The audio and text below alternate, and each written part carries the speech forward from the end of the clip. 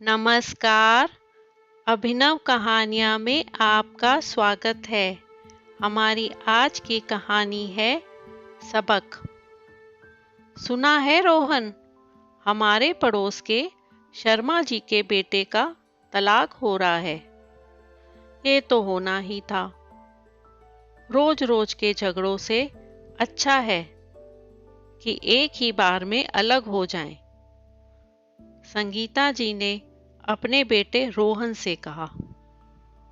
अच्छा, पर अमन भैया और मीरा भाभी तो बड़े खुश दिखते थे। मुझे तो आपसे पता चल रहा है कि उन लोगों के बीच रोज रोज झगड़े भी होते थे और अब तलाक भी। बड़े ताज्जुब की बात है। रोहन हैरानी से बोला। रोहन की बात सुनकर संगीता जी बोली, हाँ, वह तो बाहरी दुनिया को बस दिखाने के लिए बाहर हंसते बोलते थे, पर सच्चाई कब तक छुप सकती है भला। ये आजकल के रिश्तों का कोई भरोसा नहीं। एक हमारा जमाना था, लाख लड़ झगड़ लें अपने पति से, पर भूल कर भी तलाक का जिक्र नहीं करते थे। और आजकल बात बात पर तलाक। रोहन ने अपनी माँ की हाँ में हाँ मिलाते हुए कहा, हाँ माँ, और सबसे बड़ी और महत्वपूर्ण बात, अपनी पत्नी को ना ज़्यादा छूट देनी चाहिए और ना ही सिर पर चढ़ाना चाहिए। फिर ऐसी नौबत कभी नहीं आएगी। और एक बात माँ, ये बात यहीं ख़त्म कर दो। सुनैना के कान तक नहीं जानी चाहिए। रोहन की बात सुनकर संगीता जी मुस्कुराईं और कहा, अरे बेटा, उसके कान तक चली भी गई तो क्या, उसकी तो हमारे आगे जुबान तक नहीं खुलती। तलाक का क्या ही सोचेगी। तू निश्चिंत रह। माँ की बात सुनकर रोहन निश्चिंत हो गया। उसने कहा, ठीक है माँ, मैं ऑफिस जाता हूँ। फिर उसने अपनी पत्नी सुनैना को आवाज लगाई, अरे सुनैना, मेरा नाश्ता तैयार हुआ या नहीं? हाँ, बन गया है, आती हूँ बस, पापा जी को दवाई दे रही हूँ, सुनैना ने कहा। संगीता जी भी चिल्लाकर बोली, बहू, मेरी पूजा की थाल तैयार की या नहीं? तुम्हें पता ही है मुझे अपने सारे काम समय पर चाहिए। तुम थोड़ा जल्दी नहीं उठ सकती? पता नहीं इतनी कामचोर बहू मेरे ही पल्ले क्यों पड़ी। सुनैना ने बड़ी शांति से बोला, करती हूँ मम्मी जी, बस अभी इनको नाश्ता दे दूं पहले। इसके बाद सुनैना चुपचाप अपना काम करती रही।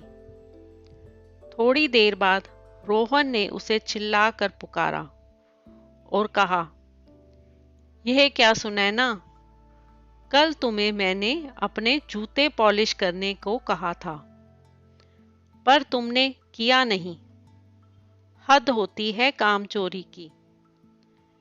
गिनकर 2-4 लोगों का काम करना होता है तुम्हें, वह भी तुमसे नहीं होता। उसके बाद थोड़ा शोर शराबा कर रोहन ऑफिस चला गया। पीछे से संगीता जी ने भी बची कुची कसर पूरी कर दी। शाम को रोहन जब ऑफिस से लौटा तो उसने देखा उसकी माँ उदास बैठी है और उसके पापा अखबार में घुसे हैं। तो रोहन ने अपनी माँ से पूछा, क्या हुआ माँ, सब ठीक तो है ना? संगीता जी परेशान लग रही थी। वो बोली, मैं क्या बोलूं, जाकर अपने कमरे में देख। रोहन दौड़ता हुआ अपने कमरे में गया तो उसने देखा सुनैना अपना सामान पैक कर रही है। ये देख रोहन बोला, यह सब क्या है सुनैना?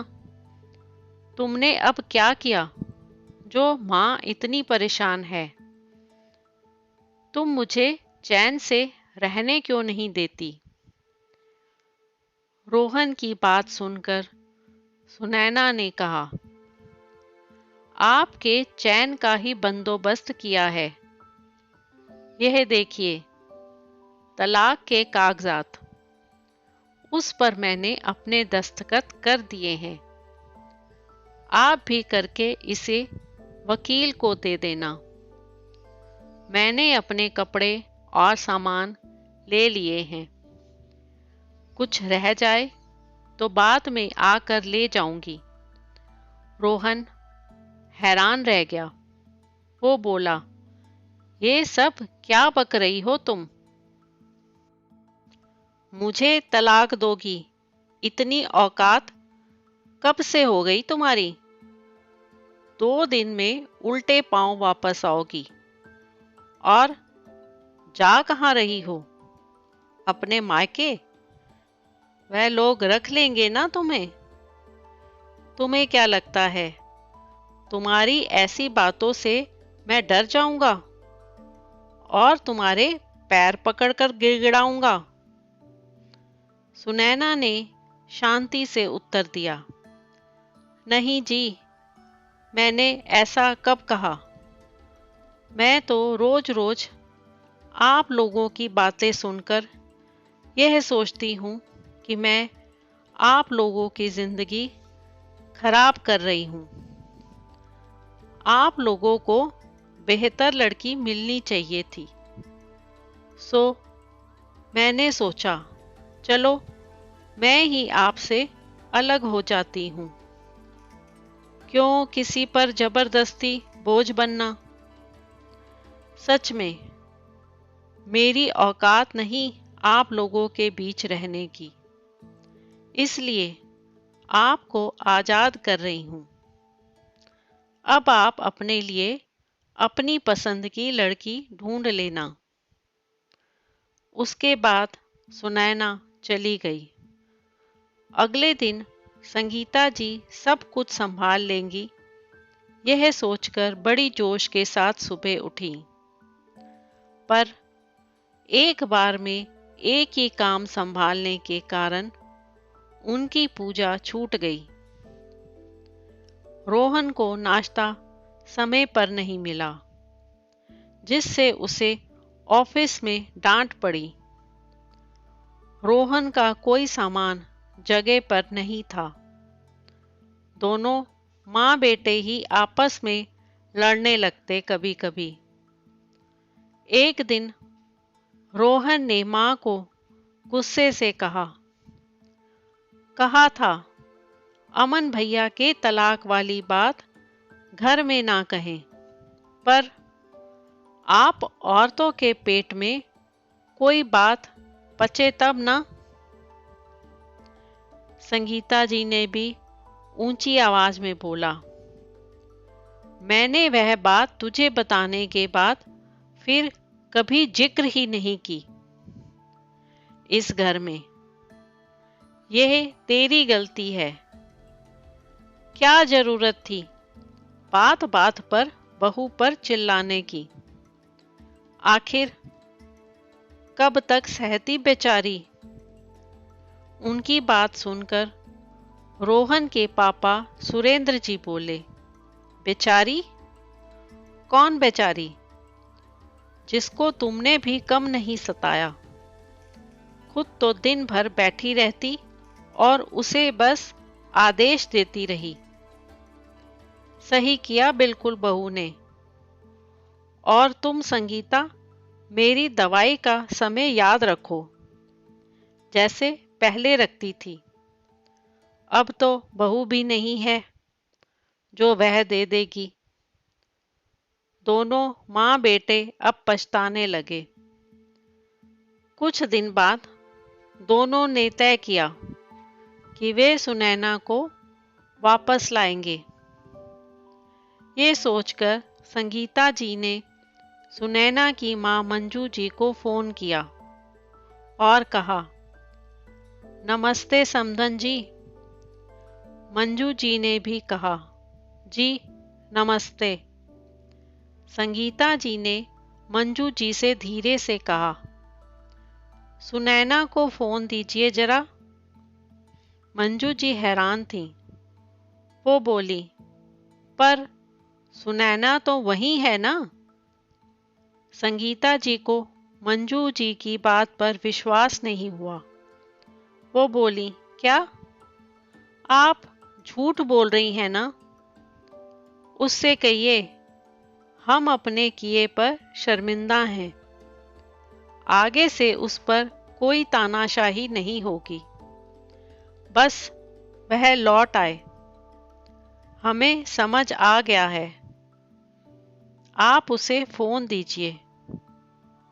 मंजू जी अब और हैरान थी। उन्होंने कहा, ये सब आप क्या कह रही हैं समधन जी? हमें तो इसके बारे में कुछ भी नहीं पता, और ना ही सुनैना यहाँ आई है। आखिर हुआ क्या? पूरी बात तो बताइए। संगीता जी मंजू जी से घबरा कर बोली, क्या सच में सुनैना वहां नहीं है? अच्छा ठीक है, मैं आपको थोड़ी देर से कॉल करती हूँ। ये कहकर संगीता जी ने फोन रख दिया। फिर उन्होंने रोहन से कहा, बेटा गजब हो गया। बहू तो अपने मायके गई ही नहीं। अब उसे कहाँ ढूंढें? ऊपर से उसकी माँ को भी पता चल गया है। कहीं वह हमें ही गलत ना समझे। रोहन भी चिंता में पड़ गया। वो बोला, क्या वह अपने मायके में नहीं तो कहाँ गई? माँ, मैं अब उसे कहाँ ढूंढूं? उसे मैंने हमेशा नकारा ही समझा। आज उसके ना रहने से मुझे ये समझ आ गया है कि उसके बिना मैं नकारा हूँ। मैंने हमेशा उसे कितना सुनाया। बदले में उसने मुझे कभी पलट कर जवाब नहीं दिया। उल्टा उसकी वजह से मेरी जिंदगी खराब ना हो, मुझे तलाक तक देने को तैयार हो गई और अपने माता पिता को परेशान ना करे इसलिए उनके पास भी नहीं गई। उसने हमेशा इस टूटते रिश्ते को बचाने की कोशिश की, पर शायद मेरी वजह से उसकी ये कोशिश बेकार हो गई। अब तो उससे माफी मांग सकूं ये मौका भी नहीं रहा। उसकी बात सुनकर संगीता जी बोली, हाँ बेटा, मेरी भी गलती है। बहू सब कर रही है, फिर भी उस पर नुक्स निकालकर अपने सास होने का अधिकार जताती रही। उससे कभी प्यार के दो बोल नहीं बोले। अब बस बीते हुए पल को सोचकर खुद को कोसने के अलावा और कोई रास्ता नहीं बचा। उनकी बात सुनकर रोहन के पापा सुरेंद्र जी बोले, चलो अच्छा है, तुम दोनों को बहू की कीमत का तो पता चला। अब मैं पता देता हूँ। जाकर मेरी बहू को पूरे सम्मान के साथ ले आओ और आगे से वादा करो कि उसके साथ कभी भी दुर्व्यवहार नहीं करोगे। माँ बेटा हैरान हो जाते हैं। सुरेंद्र जी फिर कहते हैं, मैंने ही तुम दोनों को सबक सिखाने के लिए उसे अपने पुराने घर भेजा है और आगे से याद रखना, मेरी बहू के साथ इस घर में एक भी बदसलूकी मैं बर्दाश्त नहीं करूंगा, वरना अब की बार जो नाटक किया वह सच में बदल सकता है। और इस गलतफहमी में मत रहना कि तुम्हें तलाक देने के बाद वह दर दर भटकेगी। वह मेरी संपत्ति की आधी की मालकिन है।